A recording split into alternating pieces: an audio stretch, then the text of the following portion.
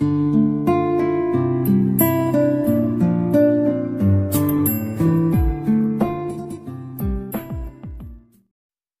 Friends, എല്ലാവർക്കും വീട്ടുവൈദ്യത്തിലെ പുതിയ എപ്പിസോഡിലേക്ക് വീണ്ടും സ്വാഗതം. ഇന്നത്തെ വീഡിയോ എന്ന് പറയുന്നത് ഒരു ഔഷധ ഗുണമുള്ള ഒരു ജ്യൂസാണ് ഇവിടെ ഉണ്ടാക്കിയേക്കുന്നത്. 3 ചേരുവ വെച്ചിട്ട് ഉണ്ടാക്കിയൊരു ജ്യൂസാണ്. ഈ ഒരു ജ്യൂസിനെ നമുക്ക് ഹോം മെയ്ഡ് കഫ് സിറപ്പ് എന്ന് കൂടി പറയാവുന്നതാണ്. നമ്മുടെ ഇപ്പോഴത്തെ കാലാവസ്ഥ മഞ്ഞുകാലമാണല്ലോ, അപ്പോൾ ഒരുപാട് എല്ലാവർക്കും ജലദോഷവും ചുമ കഫക്കെട്ട് അങ്ങനെയൊക്കെ വരാൻ ചാൻസ് കൂടുതലാണ്.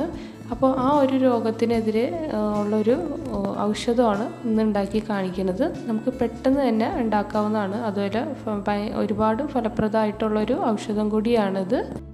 മഞ്ഞുകാലത്തുണ്ടാവുന്ന ജലദോഷം ചുമ തുമ്മൽ കഫക്കെട്ട് അങ്ങനത്തെ അസുഖങ്ങൾക്കൊക്കെ പെട്ടെന്ന് പരിഹാരമായിട്ടുള്ളൊരു മരുന്നാണിത്. നമ്മുടെ വീട്ടിലുള്ള ഐറ്റംസ് വെച്ചിട്ട് തന്നെ നമുക്ക് വീട്ടിൽ തന്നെ പെട്ടെന്ന് റെഡിയാക്കി എടുക്കാവുന്നതാണ്. ഇത് കുട്ടികൾക്കും വലിയവർക്കും ഒരേപോലെ യൂസ്ഫുള്ളാണ്. പുറത്ത് നല്ല ചൂടും ശരീരത്തിനുള്ള നല്ല ഊഷ്മാവും ആയതുകൊണ്ട് ദഹനശക്തി നല്ലോണം വർദ്ധിക്കുന്നതാണ്. പകല് നല്ല വെയിലും രാത്രിയിൽ നല്ല തണുപ്പും പാറിപ്പറക്കണ പൊടിയും പല ആരോഗ്യ പ്രശ്നങ്ങളും ഉണ്ടാക്കുന്നതാണ്. രോഗപ്രതിരോധ ശേഷി കുറയ്ക്കുന്ന കാലമാണ് ഈ ശൈത്യകാലം എന്ന് പറയുന്നത്. വൈറസുകളും മറ്റും അന്തരീക്ഷത്തിൽ വളരെ കൂടുതലായിരിക്കും. അപ്പോൾ ഇക്കാലത്തുണ്ടാകുന്ന പ്രധാന രോഗങ്ങൾ വിട്ടുമാറാത്ത ജലദോഷം ചുമ ശ്വാസം മുട്ടൽ തുടങ്ങിയൊക്കെയാണ്. ഇതേപോലത്തെ കുറേ അസുഖങ്ങളെയൊക്കെ പ്രതിരോധിക്കാൻ വേണ്ടിയിട്ടുള്ള മരുന്നാണ്. അപ്പോൾ നമുക്ക് ഇൻഗ്രീഡിയൻസ് എന്തൊക്കെയാണെന്ന് നോക്കാം. മെയിനായിട്ടുള്ള ഇൻഗ്രീഡിയൻ്റാണ് ചുവന്ന ഉള്ളിയാണ്. ഞാനൊരു 5-6 എടുത്തിട്ടുണ്ട്. അതുകൂടാതെ ഒരു നാരങ്ങയുടെ പകുതി വേണം, ഏകദേശം ഒരു വലിയ നാരങ്ങയാണത്. പിന്നെ തേൻ വേണം. 1 ഗ്ലാസ് ചൂടുവെള്ളമാണ് ഇതിന് വേണ്ടിയിട്ട് വേണ്ടത്. 1 ഗ്ലാസ്സിലേക്ക് ഞാനിവിടെ ഉള്ളി ചേർത്ത് കൊടുക്കുകയാണ്. ആദ്യമായിട്ട് ഉള്ളിയിലടങ്ങിയിരിക്കുന്ന വൈറ്റമിൻ സി ആരോഗ്യത്തിന് പ്രതിരോധശേഷി നൽകുന്നതാണ്. കൂടാതെ രക്തത്തിൽ പ്രമേഹത്തിൻ്റെ അളവിനെ ക്രമീകരിക്കാൻ ഉള്ളിയിലടങ്ങിയിരിക്കുന്ന ക്രോമിയത്തിന് പറ്റുന്നതാണ്. ഉള്ളി നീര് വെറുതെ കഴിക്കുന്നതും പനിക്കും ജലദോഷത്തിനും ഒക്കെ ഉള്ള അലർജിക്കൊക്കെ ഉള്ളൊരു നല്ലൊരു മരുന്നാണ് ഈ ഉള്ളി. ഉള്ളി ഇതിൽ ചേർക്കുന്നത് കൊണ്ട് ശ്വാസകോശ സംബന്ധമായിട്ടുള്ള രോഗങ്ങൾക്കൊക്കെ ആശ്വാസം കിട്ടുന്നതാണ്. അതായത് ചുമ കഫക്കെട്ട് ഇതിനൊക്കെ നല്ല ആശ്വാസമായിരിക്കും. ഇത് കഫമൊക്കെ നല്ലോണം ഇളകാൻ സഹായിക്കുന്നതാണ്. ഇനി ഞാനിവിടെ എടുത്തു വച്ചേക്കണ അരമുറി നാരങ്ങ നീര് ഇതിലേക്ക് ചേർത്ത് കൊടുക്കുകയാണ്. നാരങ്ങ നീരും ജലദോഷം കഫക്കെട്ടിനൊക്കെ ഒരുപാട് നല്ലതാണ്. ഇനി നമുക്കിതിലേക്ക് 1 ടേബിൾ സ്പൂൺ തേൻ ചേർത്ത് കൊടുക്കാം.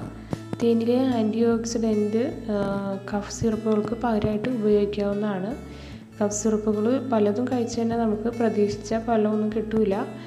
അപ്പോൾ തേൻ കഴിക്കുകയാണെങ്കിൽ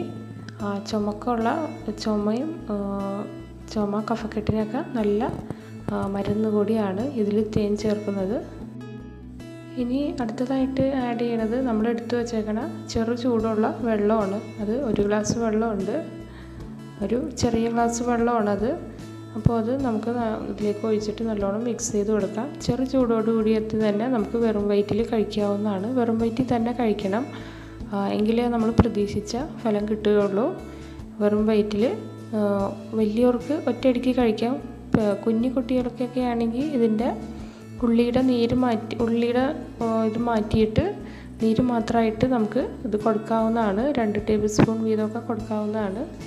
അപ്പോൾ കുട്ടികൾക്കും വലിയവർക്കൊക്കെ ഉണ്ടാകുന്ന ജലദോഷം ചുമ തുമ്മൽ ഇതിനൊക്കെ ശാശ്വതമായിട്ടുള്ളൊരു പരിഹാരമാണ് ഈ ഒരു ജ്യൂസ്.